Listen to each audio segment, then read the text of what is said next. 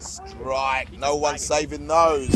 I really do appreciate your time, and I suppose I want to dip into your knowledge as well. I know you're very active on Twitter, and you Just a little bit. that's how we met, wasn't it, Tony? Just via mate, yeah, tweets going out. And I know what you feel about grassroots football as well, and I know what you feel about the development of coaches. I've spoken about that with all my guests tonight, but I've also wanted to know what their journey was getting into the positions that they're in currently. So can you give our audience a little insight into how Tony Taylor's journey has gone and as to where he is now? Yeah, well, basically, I've been very fortunate. I've worked hard and I've pushed at some lot of doors. I've started from scratch, from absolute zero, from a level 2 coaching award, and I've worked my way right through to a full-time position, heading up a phase in an academy.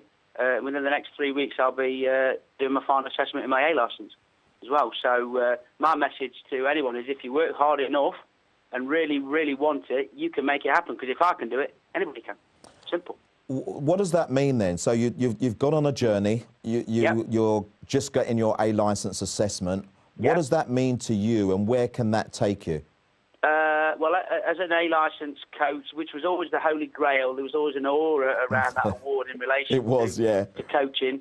And I think that still remains, obviously. But it consolidates what I do. It takes it to another level for my learning, which can help the players. But it also it will enable me to go for jobs higher up the chain, if you like, youth team manager, or youth team coach, or say PDP, 17-21s.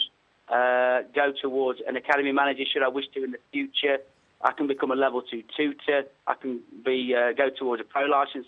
It just consolidates a lot of what's already happened, but also enables new opportunity. Should we get there? So it's a really big thing for me. So basically, you're opening up a whole new world of actually where Tony Taylor can tap into. Absolutely right. Absolutely right. And I've got to be honest, as much as there's a lot of nerves and everything. There's a lot of energy as well, because I'm really trying to sort of tap in and carry on and build this momentum that's going and stay on it to hopefully get myself over the line, pushing forward. Where do you see yourself in the future? What does the future hold for you?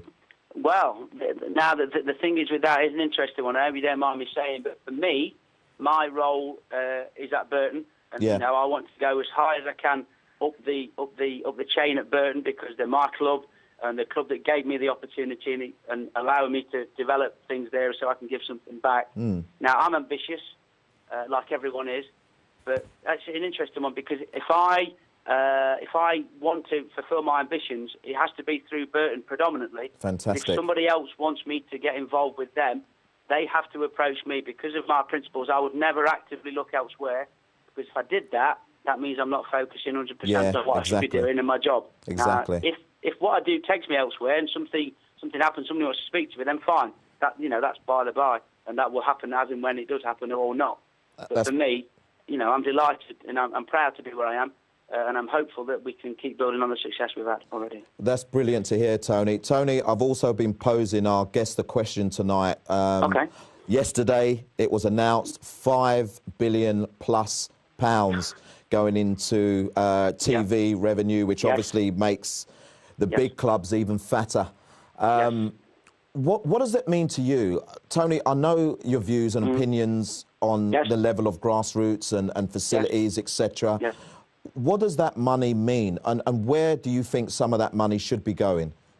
Honestly, to me, it doesn't mean a great deal whatsoever, because unfortunately, the way it pans out, the rich get richer, which is fair enough, and then we will take the drops as they drop down the league. For me, ideally, this should be a prerequisite where a percentage of that money, a higher percentage, goes further down, and it's a little bit more evenly distributed, especially with the fact that I think it's an average around 70% of a club's annual turnover at the top level is wages, which is great. The players deserve it, because when you see academy football, you see what players do get themselves to the top of their game. They deserve every single penny. They really, really do, because they work hard for what they get. But, a slightly fairer distribution would hopefully enable grassroots moving up into the academy system to help us develop better coaches and better players, and then everybody benefits. You know, that would be my ideal scenario. Tony, grassroots football. What are your views on the current state? You know, everyone talks about. I'll put it this way: at my level, my team have only played twice since the first week in December. Yes. You know, pitches are constantly getting called off. Yes. Facilities are not being kept up to a standard that No. we like to. When we're playing on pitches now, more often than not, we're playing on pitches that are either full of sand or full of mud. Yeah, or full of God knows what. Yeah, full of God knows. You're right there, full of God knows what. Where do you think we are at the moment in this current state with this country? And are we still lagging behind and missing a trick from, you know, the likes of Holland, Spain, etc.? I think so. I think so, because what other countries have done, they've made a concise effort to invest in facility, and you know, and things, you know, and equipment and logistics at the grassroots level, and have reaped the rewards over a period of years. But they've done that by investing and dipping the toe in the water and taking a punt. And I think that's what we need to do now. A lot of people talk about it. A lot of people have got some great ideas and some great work being done. But I think we really now have to make a considered effort to really invest in it and sow those seeds so that we can really reap the rewards moving forward for generations to come, definitely. Can we get there, Tony? Difficult question, absolutely. I know. Yep. Absolutely, yes. Absolutely, yes. We have to think that, and I honestly think that, because we have to have something to aspire to. Because if we don't, then we stagnate, the grass grows, and we start to flatline. We have to believe that, and I totally believe that, yes, things will improve. So in terms of a number of people now that are getting behind various campaigns towards grassroots football in terms of trying to get more money, trying to get more facilities, are you an advocate of that? Are you an advocate of campaigning? Or do you feel that, you know, things should just happen as they happen? No. You have to, I mean, like with me and my coaching journey, you know, if you sit there and wait for things to happen, nothing will happen unless you get very, very fortunate. You have to push your locked doors. You have to keep asking. You have to keep banging the drum. You have to make people listen sometimes. Yeah. You have to really, really push it and sell it to them and make them believe it. And that has to, and that's tough. And that's tough, because sometimes you feel like you're fighting a losing battle, but you've really got to dig in. And if you believe in it fully and totally, then you can make it happen, without doubt. Tony, last question, but a tricky one.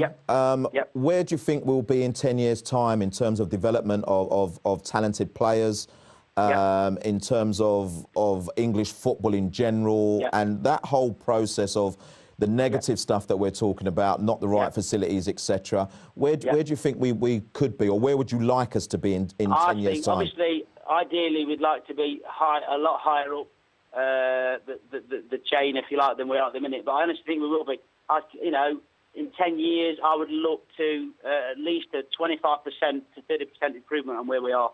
So that's more facilities, a bigger player pool, a bigger coaching pool. Yeah. And then everybody benefits moving forward across, because it's one game. It's one game. It's not. It shouldn't be fragmented. It shouldn't be split. We should all be under the one umbrella of the beautiful game for me, and that's what we've got to aspire to. Tony. Strike. No one's saving those.